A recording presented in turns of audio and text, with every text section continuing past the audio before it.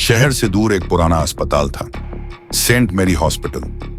सालों पहले वहां एक भीषण आग लगी थी जिसमें कई मरीज और एक नर्स की मौत हो गई थी।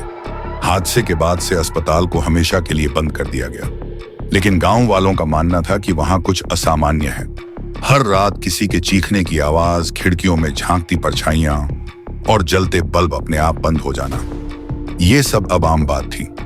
राहुल एक यूट्यूबर था जो डरावनी जगहों पर जाकर वीडियो बनाता था। उसे जब सेंट मैरी हॉस्पिटल के बारे में पता चला तो वह तुरंत अपने दो दोस्तों विक्रम और सोनू के साथ वहां जाने का प्लान बनाता है। चलो ना यार, कुछ नहीं होगा, बस एक रात बितानी है, राहुल ने जिद की। विक्रम को डर था लेकिन सोनू मान गया।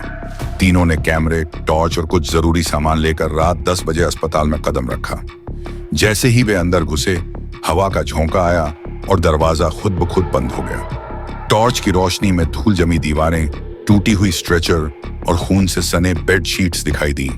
सोनू ने कहा, लगता है किसी ने इसे छुआ तक नहीं इतने सालों में। कैमरा चालू था, राहुल सब रिकॉर्ड कर रहा था। तभी एक कोने से किसी महिला के रोने की आवाज आई। तीनों ठिठक गए। ये क्या था? विक्रम की आवाज बस कांप रही थी।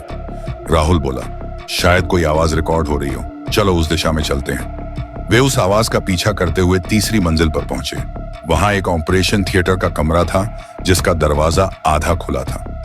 अंदर झांकते ही उन्होंने एक नर्स को देखा। सफेद यूनिफॉर्म, खुले बाल और चेहरा जो पूरी तरह से जल चुका था। वह किसी मरीज की नस काट रही थी, लेकिन जैसे ही उन्होंने आवाज की, नर्स ने गर्दन घुमाई और उनकी ओर देखा। राहुल के हाथ से कैमरा गिर गया। नर्स चीखी, तुम सबने मुझे जलाया था, अब तुम सब जलोगे। तभी लाइट्स झपकने लगी और कमरे का तापमान तेजी से बढ़ने लगा, जैसे किसी ने भट्टी जला दी हो। तीनों भागते हुए सीढ़ियों की तरफ दौड़े, लेकिन नीचे जाने का रास्ता किसी ने बंद कर दिया था। अब वे फंस चुके थे। सोनू ने कहा, मुझे नहीं रहना यहां, मुझे बाहर जाना है। विक्रम को अचानक किसी ने पीछे से खींच लिया और वह अंधेरे में गायब हो गया। उसकी चीख पूरे अस्पताल में गूंज गई। राहुल और सोनू ने उसे ढूंढने की कोशिश की, लेकिन कुछ नहीं मिला। सिर्फ दीवारों पर खून से लिखा था, अब एक और बचा है। एक फाइल रूम में उन्हें एक पुरानी डायरी मिली। उसमें लिखा था, मैं नर्स अंजलि हूं। उस रात जब अस्पताल में आग लगी, मैं एक मरीज को बचाने की कोशिश कर रही थी। डॉक्टरों ने मुझे अंदर ही छोड़ दिया।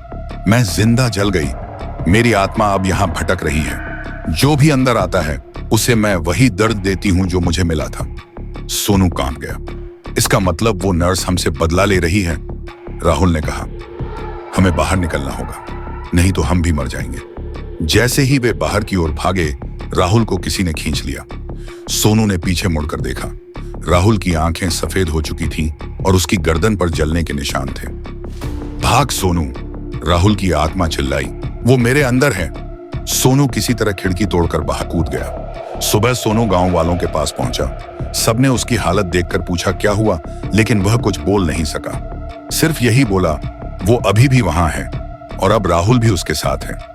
कहते हैं आज भी जो लोग सेंट मैरी हॉस्पिटल के पास से गुजरते हैं, उन्हें जलने की बदबू और किसी के रोने की आवाजें सुनाई देती हैं।